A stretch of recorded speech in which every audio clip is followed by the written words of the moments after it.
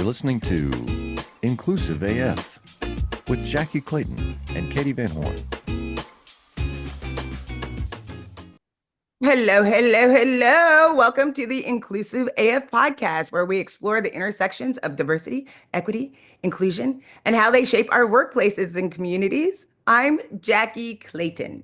And I'm Katee Van Horn, the queen of all the things today. All of them.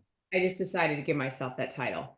So today we're going to talk about the recent actions by the current administration targeting DEI, or diversity, equity, and inclusion programs. Particularly, they're going after law firms and what that means in regards to kind of what the current is, but also the future implications for DEI practitioners, DEI initiatives across all industries, all sectors. It's been a turbulent time for DEI professionals. I mean, and people are trying to figure all this out as we have been in implementing. But if you look more recently, the Equal Employment Opportunity Commission, or the EEOC, under this administrative directive, initiated investigations into 20 prominent law firms regarding their DEI practices. This move, it stems from concerns that certain diversity initiatives might violate Title VII by making employment decisions based on race or sex. So, Jackye, I think the administration stance is that promoting diversity is essential. It shouldn't lead to reverse discrimination, or that's what they're saying is happening. And the EEOC released informal guidance indicating that DEI-related employment decisions can violate Title VII, even if only partially based on protected characteristics like race or sex. So the EEC is saying, yep, this could be a violation of Title VII if you're only making decisions based on race or sex. And to be clear, like as we've worked through this, dealing with organizations, lawyers has been a regular thing for DEI, of looking at this before this administration, like as we go through, and that we, in most instances have been able to share like this is a fair hiring practice.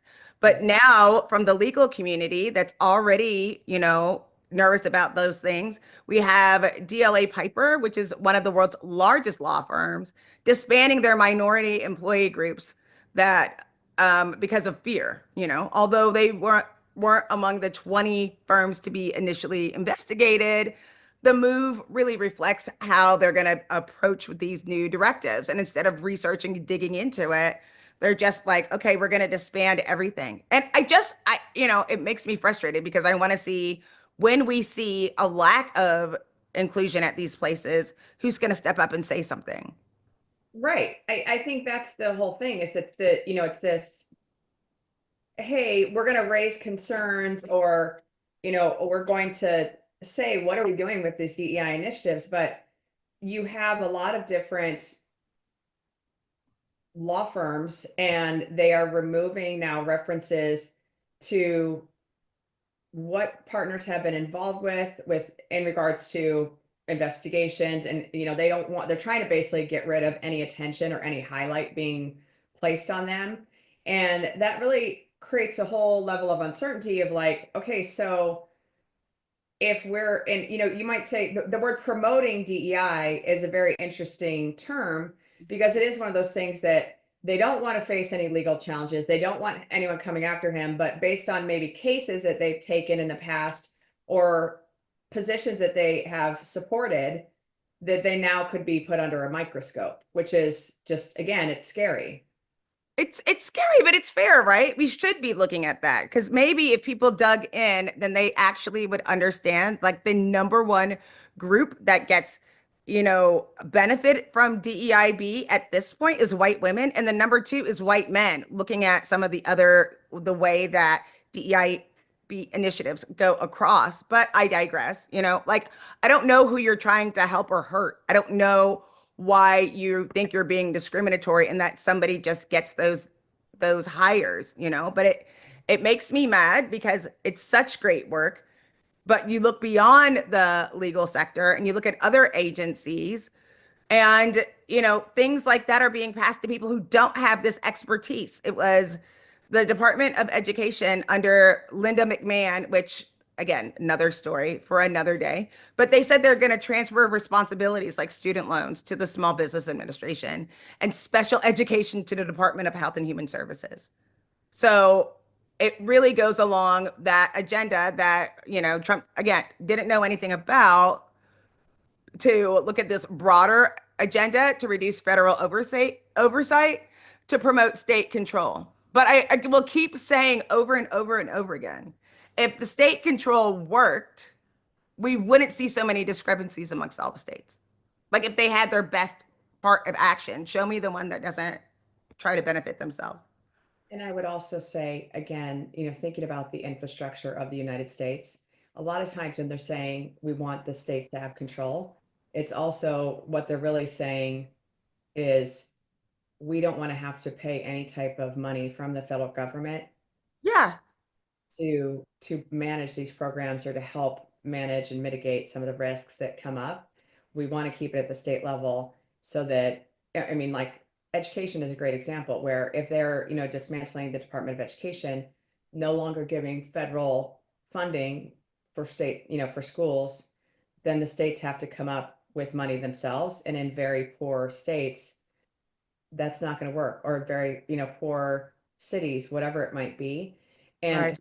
I think that's the biggest piece. But, I think the part that scares me is also, when we talk about education, if we have reduced federal insight, there's that what is a prioritization of diversity and inclusion. And so you're also going to have major disparities between educational opportunities, resources, et cetera. Just like I said, those states that have less funding, or in the state of Arizona, I'm sure you can think about in the state of Texas, you have certain cities that have more money versus other cities that maybe are not as, the taxes are less or whatever it might be. So they don't have the tax on a state level to support some of the education systems. And guess what? Guess who those groups normally are?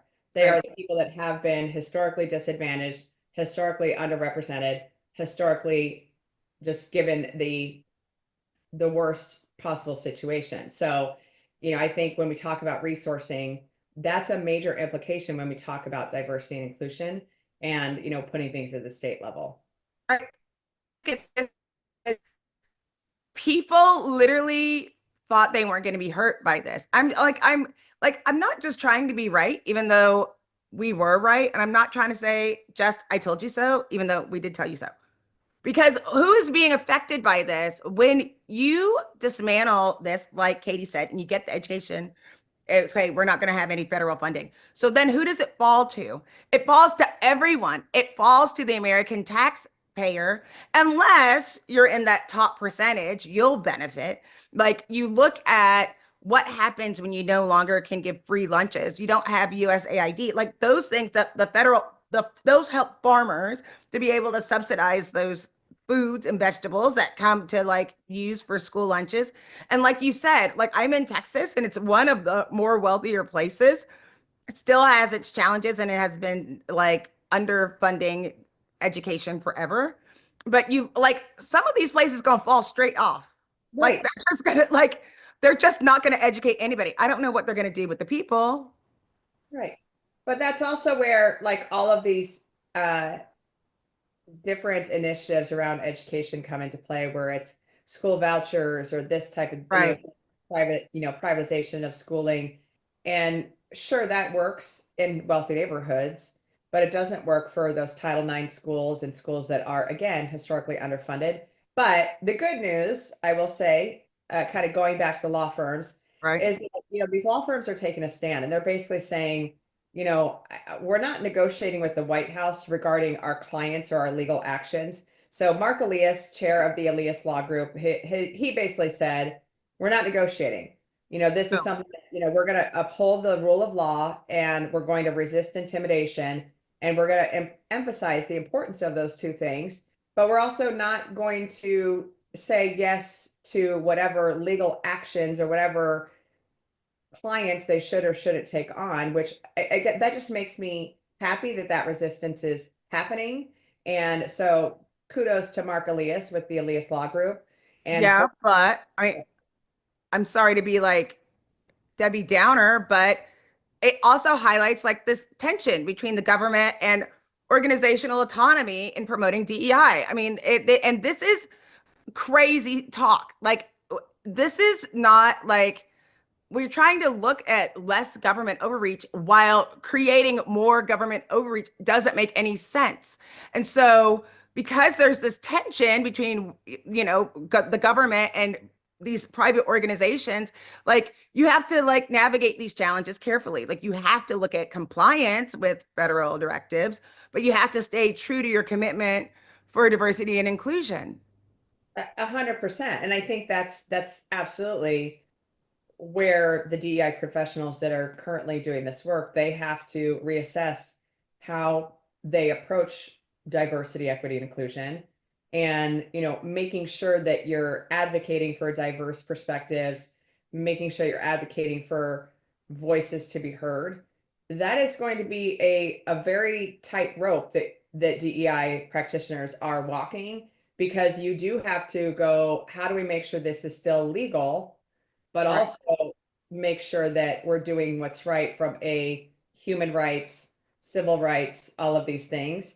I won't even say civil rights since those are getting thrown out the window. Human rights is what I'll Right. say with. And so it's how do we navigate this? I really look at this and I wonder the same thing because I don't know how people can do their best work of stepping up to this we can be when so many people are afraid. Like we've talked for years about psychological safety, and especially in the before times when we started making the shift to try to make people feel better at work and doing things, realize that your employees are not okay. Like there are people at your offices that are not okay. And it's going to be key that you have that open communication, that you provide resources and things outside of just the hiring piece to make sure that the people that you do have, that you can build that inclusive culture, to make sure that you can mitigate some of those negative effects, because these impacts and policy changes are hurting your people. And it's hard to do your best work when you are terrified. And some of these people feel like they're selling their soul in order to do what you're having to be compliant. How far are you willing to go? And how do we advocate? Like you were just saying. Yeah, and I think there are some pieces here that, I joked when I was doing that work full time that doing DEI work in Arizona was very different than doing DEI work in California. For And sure. I think that's still the case in some places where what you might be able to push the envelope on in certain places won't work in other places. And I think that goes to industries, that goes to locations, etc. But I think that the biggest piece is staying informed. And I know we talk about this in every episode now of just go and do your research, understanding what's going on, and then also like being adaptable, being able to say, what should we do here? Could we make a change? Could we shift this a little bit so that still is within the letter of the law? But I think that's also where you have to engage with legal experts. You have to think about your professional networks and how you share information.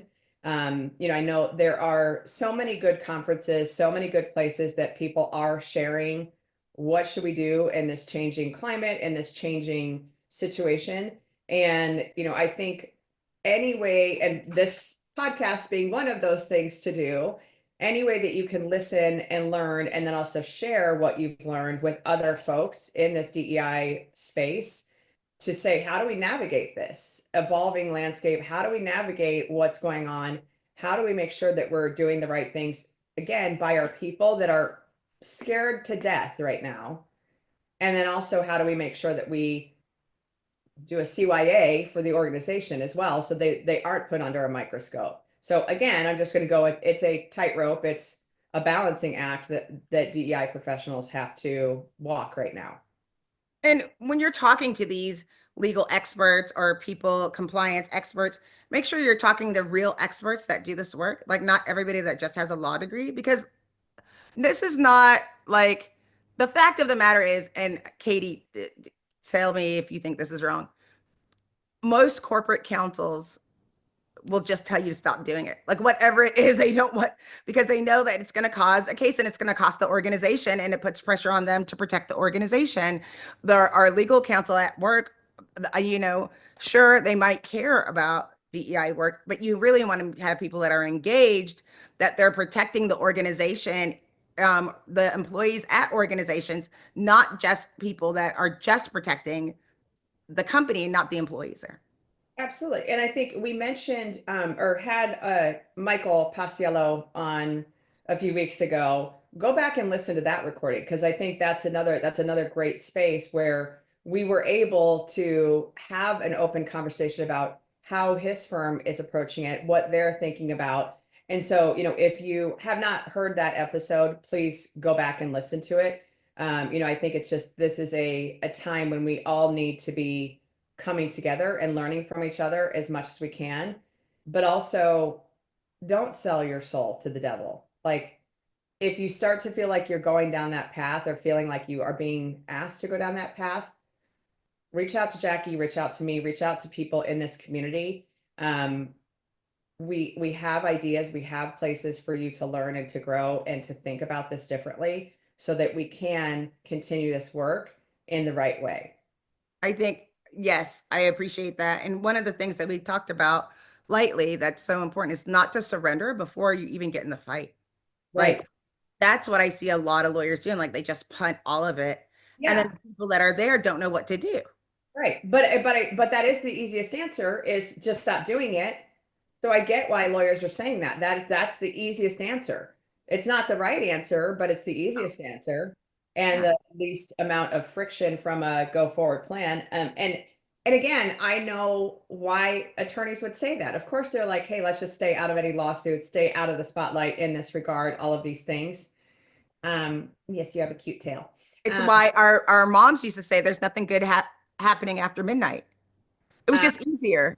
my dad, I'm my dad laughing at Penny's face, that you can just see Penny. coming for a little visit here. Yes. So in love with me, huh? All right. Well, hey, Jackye, Yo.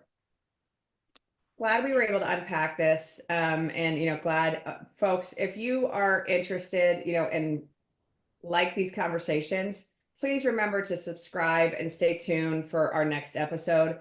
We're going to continue to unpack some of these ever evolving topics, and highlighting things that are not just making us nervous, but we want other people to be aware of. And if there's something that you're like, hey, you all need to talk about this, please tell us. We want to hear about it. We want to get other people involved in this conversation. So thank you so much for joining. This is Katee Van Horn. And this is Jackye Clayton. Bye.